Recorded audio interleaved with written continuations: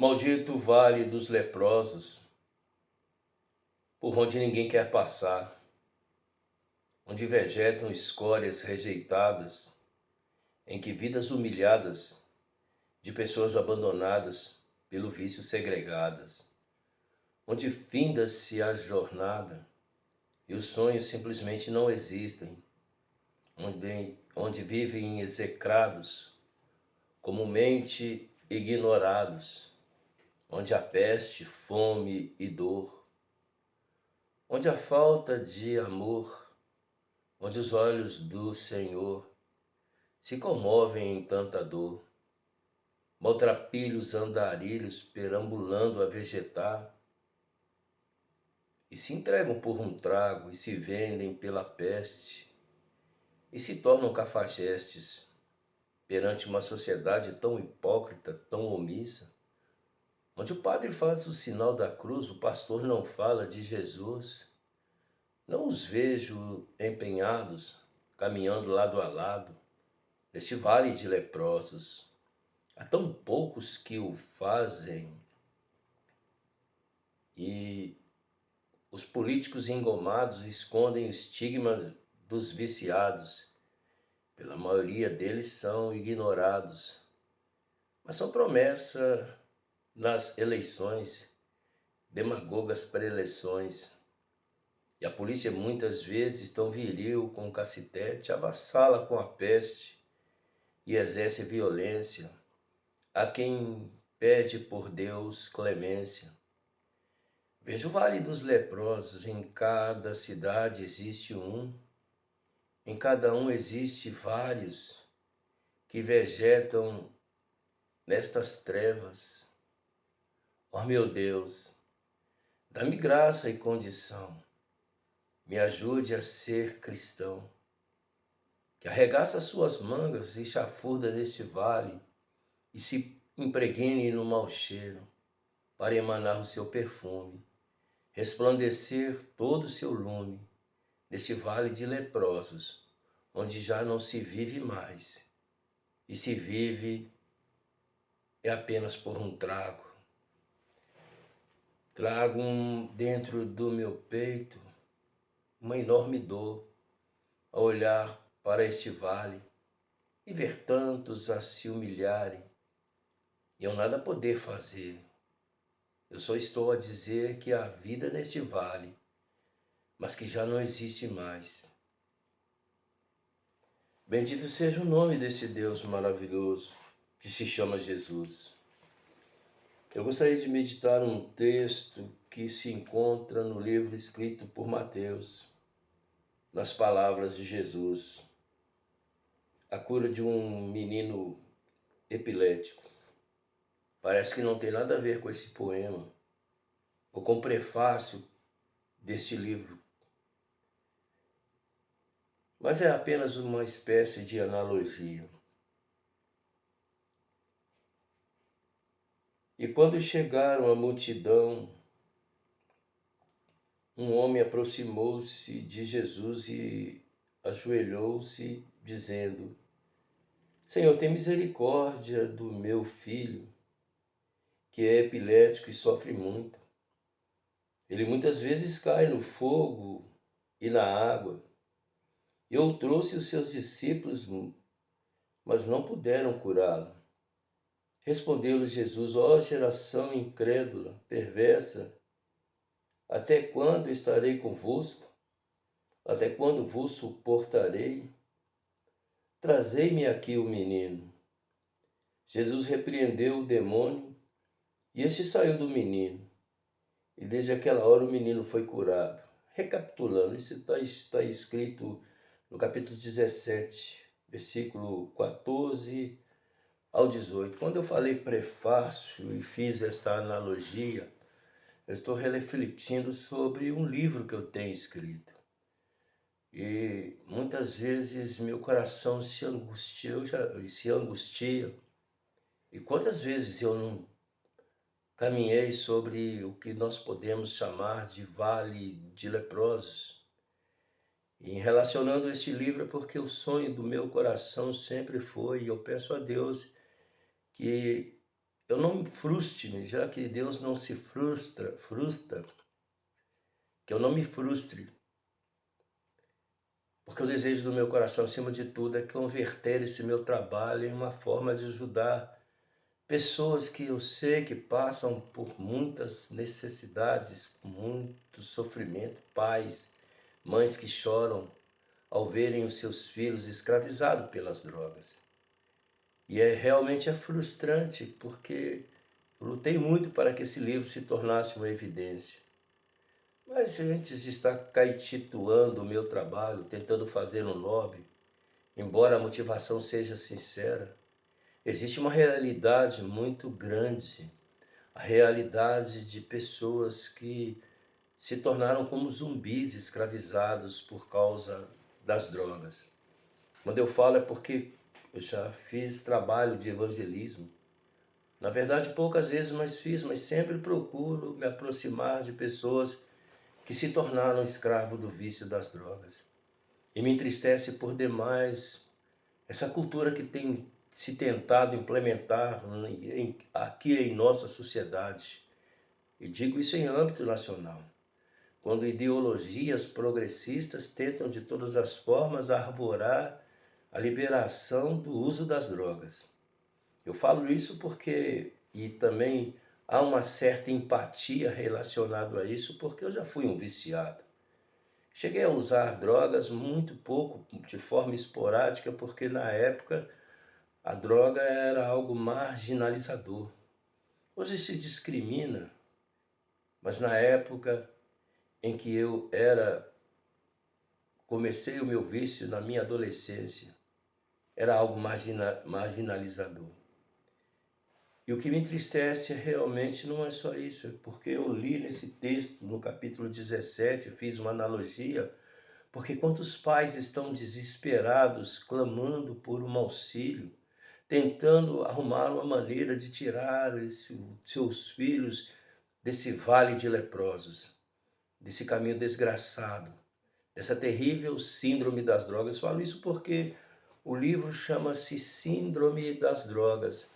Inclusive, quando eu falei sobre o prefácio desse livro, inclusive eu deixei ele porque não obtive sucesso. O meu sonho é converter realmente esse trabalho em clínicas de recuperação. E nesse texto eu lembro também que faz parte do preâmbulo do livro, eu conto uma história, não foi uma criação minha. Não foi eu que compus, não foi eu que criei essa história, mas ela é muito verídica e se adequou ao contexto do preâmbulo deste livro, entre tantas outras coisas que escrevi. A história de um filósofo que andava pelas manhãs para tomar o sol e saía todas as manhãs andando pela praia para abstrair-se e, enquanto se abstraía, refletia sobre as questões da vida. E de forma abstraída, uma certa vez ele estava caminhando à beira da praia e de repente ele deparou com um jovem. E esse jovem, de forma exaustiva, incansável, pegava estrelas do mar que estavam à praia e tentava de todas as formas arremessá-la de volta para o mar. Todavia, por mais que ele tentasse, eram muitas as estrelas do mar. E ele não conseguia fazer isso. Então, esse filósofo, um tanto cético, chegou-se a ele e disse: mas por que você está se desgastando tanto? Afinal de contas, são muitas e daqui a pouco o sol vai esquentar e com certeza elas morrerão. O jovem respondia em uma resposta lacônica, pegou apenas uma estrela e arremessou no mar e disse para o velho: olha, as outras eu não sei, mas parece que teve. E então o filósofo, entendendo do que se tratava, entendendo a mensagem deste jovem, ele pegou e simplesmente pegou e arregaçou as suas mangas e assim como também a barra da sua calça, e se predispôs a ajudar a este jovem. Porque eu li sobre Jesus questionando, chamando de geração incrédula, porque os discípulos não puderam, com certeza, os discípulos não conseguiram expulsar aquele demônio daquele homem. daquele jovem, melhor dizendo. Infelizmente, hoje, quantos não são assim? Foi quando Jesus o chamou de geração incrédula. E a grande realidade, quantos hoje, tendo nas mãos as condições de ajudar e não ajudam? E por isso eu fiz essa analogia, chamando-os de geração incrédula. Como parte do prefácio desse livro, eu escrevi o seguinte: o sonho mais lindo do que seria juventude que converteu-se no vil pesadelo, atormentado pela desgraça das drogas, em que a ambição, o ódio, a maldade e a vingança ditam as regras de uma síndrome maldita, tornando belas vidas em vidas tão proscritas, despedaçando famílias inteiras, vítimas dos efeitos colaterais que convertem jovens tão viçosos em terríveis e malignas, em terríveis marginais, e vegetando se vai, vivendo à margem da sociedade que expõe a mais triste verdade de tão hedionda realidade. Há que se converter em escravo, e desprovido do amor, sem saber o que é amar, se mata ou então se morre, dessa maldita síndrome das drogas. São textos, e esse aí foi, o prefácio foi criação minha, não a do filósofo e do jovem. A gente encontra na internet, eu nem lembro onde que eu li sobre este filósofo, outros falam professor, não vem ao caso. Mas indiferente de ser minha criação ou não, o síndrome das drogas foi o suspiro do meu coração para que pudesse ver tantos jovens, que fosse uma mensagem que pudesse se transformar como um antágono a esse vício tão desgraçado, a essa síndrome terrível, indo em contra-resposta a essa ideologia progressista que faz de tudo para a liberação do uso das drogas, dizendo que a droga não tem nada a ver, um cigarro de maconha faz até bem para a saúde. Chegam a fazer comparações com os países que já são mais progredidos da Europa, por que não dizer na América do Sul, nos seus coffee breaks. Mas esquece que nossa geração, que esquece que nossa sociedade está vivendo um caos. Nós somos um país de terceiro mundo. Nós somos uma nação que viveu sob a escravidão da ditadura. E que os jovens, ao verem as janelas após o fim da ditadura, verem as portas da gaiola aberta, eles voaram e foram além das possibilidades que suas asas, das forças de suas asas, e ficaram à mercê de grandes predadores. E como dói ver meu coração, tantos que se deixaram, se tornaram escravos das drogas, nas mãos de traficantes. Há um eufemismo muito grande, há um propósito que, infelizmente, tem se polarizado, recrudescido de forma assustadora. E eu peço a Deus, sim, talvez eu esteja aqui nesse vídeo tentando caetituar ou fazer um lobby para que, quem sabe, as pessoas possam passar a ter interesse nesse livro Síndrome das Drogas. Mas eu me sinto muitas vezes como aquele jovem que deseja de todo o fundo, do fundo do seu coração, pegar estrelas do mar e lançá-las de volta para o mar, para que o sol não as queime. E se ainda que apenas um entre mil eu conseguir que, através das minhas palavras, dos meus livros, dos meus ideais, fazer com que se consiga a libertação das drogas, terá valido a pena. Eu costumo sempre dizer, em um dia, orando a Deus depois de uma grande decepção, ao ver tantos jovens, uma reportagem falando sobre a Cracolândia, que nesse caso falava sobre a Cracolândia em São Paulo, onde que a questão é muito mais polêmica, é muito mais profunda. E isso realmente entristeceu meu coração, foi quando eu fiz este poema chamado Vale dos Leprosos, é sobre a Cracolândia. E então eu disse, Senhor, eu sei que eu não posso mudar esse mundo, mas deixa-me pelo menos tentar. E é o desejo do meu coração. É ser uma voz, um arauto que possa falar com os jovens. Ontem eu estava na igreja e meus olhos brilhavam como se o pai das crianças ou fosse um jovem da igreja em uma oração. Depois, quando eu fui beber água, por coincidência, eu encontrei esse jovem. Eu não me lembro o nome dele agora, mas eu vi tanta unção, tanta determinação.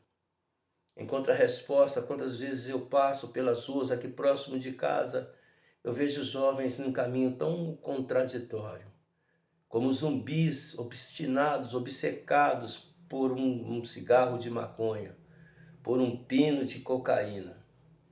Mas que Deus possa, em nome de Jesus, usar da minha vida, do meu trabalho, seja em pré-eleições ou seja como for, e que eu seja uma voz ativa que vá de encontro a tantas almas, tantos jovens que foram escravizados pelas drogas.